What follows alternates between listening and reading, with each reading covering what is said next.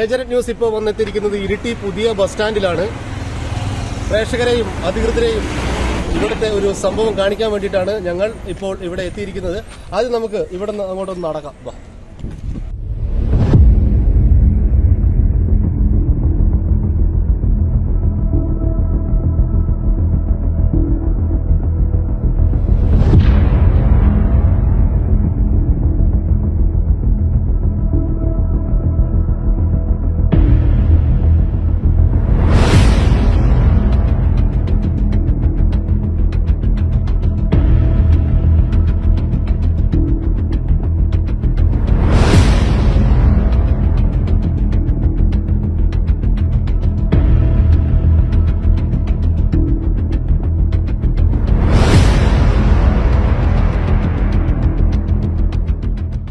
അപ്പോൾ ഞാൻ ആദ്യം പറഞ്ഞതുപോലെ തന്നെ പുതിയ ബസ് സ്റ്റാൻഡ്, ഇരിട്ടി പുതിയ ബസ് സ്റ്റാൻഡിൽ നിന്ന് ഏകദേശം ഒരു 25-50 മീറ്റർ താഴെയാണ് നമ്മളിപ്പോൾ നടന്നു വന്ന കണ്ടത്. ഇപ്പോൾ ഇവിടെ കിടക്കുന്ന വിഷ്വലുകൾ കണ്ടാൽ നമുക്കറിയാം ഫുൾ മാലിന്യമാണ്.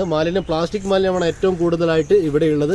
അപ്പോൾ ഇതിൻ്റെ തൊട്ടപ്പുറം തന്നെയാണ് പുഴ, ഇരിട്ടിപ്പുഴ. പഴശ്ശി പദ്ധതിയുടെ ഇരിട്ടിപ്പുഴ കുടിവെള്ള സ്രോതസ്സായി ഉപയോഗിക്കുന്ന പുഴയോട് ചേർന്നിട്ടുള്ള ഈ സ്ഥലം സ്വകാര്യ വ്യക്തിയുടേതാണോ അതോ ഇറിഗേഷൻ്റെ ആണോ എന്ന് നമുക്കറിയില്ല. എന്നാലും ഏത് സ്ഥലമാണെങ്കിലും ഒരു ടൗണിനോട് ചേർന്നുള്ള സ്ഥലത്ത് ഇത്രയും കൂടുതൽ മാലിന്യം കൊണ്ട് നിക്ഷേപിക്കുന്നത് വളരെ ദയനീയമായിട്ടുള്ള അവസ്ഥയാണ്. ഇപ്പോൾ ഹരിതകർമ്മസേന ഉൾപ്പെടെ ഈ പ്ലാസ്റ്റിക് ശേഖരിക്കുന്ന വീടുകളിൽ അതുപോലെ തന്നെ സ്ഥാപനങ്ങളിലൊക്കെ ശേഖരിക്കുന്ന ഈ പ്രവൃത്തി നടന്നുകൊണ്ടിരിക്കുന്ന ഈ ഒരു കാലഘട്ടത്ത് ഇതേപോലെ ഇരിട്ടി ടൗണിൻ്റെ ഹൃദയഭാഗമായി ഇരിട്ടി പുതിയ ബസ് സ്റ്റാൻഡിൻ്റെ പിറകിൽ കൂടിക്കിടക്കുന്നത് പ്ലാസ്റ്റിക് മാലിന്യമാണ് ഏറ്റവും കൂടുതൽ. അതുപോലെ തന്നെ കടകളിൽ നിന്ന് കൊണ്ടുവരുന്ന ഒരുപാട് വേസ്റ്റുകളും കാര്യങ്ങളൊക്കെ ഉണ്ട്. അതുപോലെ തന്നെ ഇവിടെ ഒരു അടപ്പില്ലാത്തൊരു കിണറും നമുക്ക് കാണാൻ വേണ്ടി സാധിക്കുന്നുണ്ട്.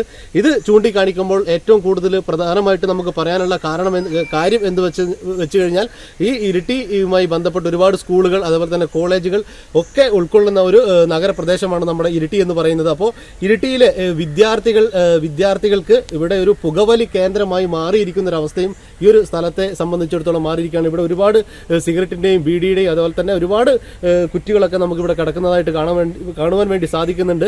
അപ്പോൾ ഇത് അധികൃതരിലേക്ക് എത്തിക്കാൻ വേണ്ടിയിട്ടാണ് ലഹരി വിരുദ്ധ പ്രോഗ്രാമുകളുമായി ഒരുപാട് പ്രവർത്തനങ്ങൾ സ്കൂളുകളിലും ക്യാമ്പസുകളിലും നടക്കുമ്പോൾ ഇതേപോലെ നമ്മുടെ നഗരത്തിൻ്റെ ഇരിട്ടി ടൗണിൻ്റെ തൊട്ടടുത്ത് തന്നെ ഏകദേശം ഇരിട്ടി പുതിയ സ്റ്റാൻഡിൽ നിന്ന് ഒരു 10-25-50 മീറ്റർ താഴെ ഒരു ഫോറസ്റ്റ് ഏരിയ പോലെ ഈ സ്ഥലം ഇങ്ങനെ കിടക്കുകയാണ്. ഇവിടെ നിരവധി വിദ്യാർത്ഥികളാണ് രാവിലെ 11 മണിക്ക് ശേഷം വൈകിട്ട് ഒരു 7 മണി വരെ ഇവിടെ വന്ന് പുകവലി അതുപോലെ തന്നെ കഞ്ചാവ് അതുപോലെ തന്നെ മാരകമായിട്ടുള്ള ലഹരി വസ്തുക്കൾ ഉപയോഗിക്കുന്നു എന്നാണ് നാട്ടുകാരോട് ചോദിച്ചപ്പോൾ നമുക്ക് അറിയാൻ വേണ്ടി സാധിച്ചത്.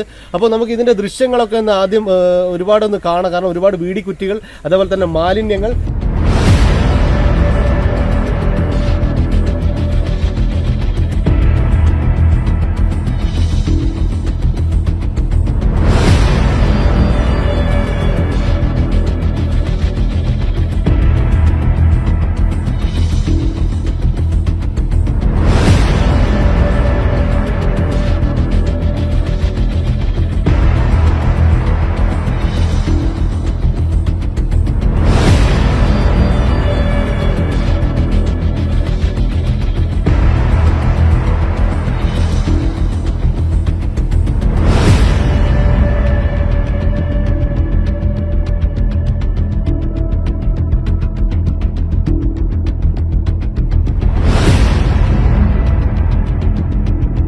നഗരസഭ ഉൾപ്പെടെയുള്ള അധികൃതർ ചിന്തിക്കേണ്ട, പോലീസ് ഉൾപ്പെടെയുള്ളവർ ചിന്തിക്കേണ്ട കാര്യം എന്ന് പറഞ്ഞാൽ നാളെയുടെ വാഗ്ദാനങ്ങളായി വളർന്നു വരുന്ന പുതുതലമുറ ഇവിടെ വന്ന് ലഹരി വസ്തുക്കൾ, ഇപ്പോൾ സിസർ അതുപോലെ തന്നെ ബീഡി, കഞ്ചാവ്, MDMA അങ്ങനെ മാരകമായിട്ടുള്ള ലഹരി വസ്തുക്കൾ ഉപയോഗിക്കാൻ ഒരു ഇരിട്ടിയുടെ ടൗണിൽ തന്നെ ഒരു കേന്ദ്രം ഒരുങ്ങിയിരിക്കുകയാണ്. ഈ കേന്ദ്രത്തിൻ്റെ ഇവിടെ നടക്കുന്ന പ്രവർത്തനങ്ങൾ അധികൃതരിലേക്കും അതേപോലെ തന്നെ അധ്യാപകരിലേക്കൊക്കെ എത്തിക്കാൻ വേണ്ടിയിട്ടുള്ള ഒരു പ്രയത്നമായിട്ടാണ് ഇപ്പോൾ ഏജന്റ് ന്യൂസ് ഇറങ്ങിയിരിക്കുന്നത്.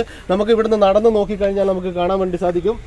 ഇതിലെ സാധാരണ നമ്മൾ ഒരുപാട് പേര് നടന്നു പോകുന്ന വഴിയാണ് തെളിഞ്ഞിരിക്കുക. അപ്പോൾ അതേപോലെ തന്നെ ഇതൊരു ഫോറസ്റ്റ് പോലെയൊക്കെ ആയിട്ടാണ് നമുക്ക് ഇവിടെ കാണുവാൻ വേണ്ടി സാധിക്കുക.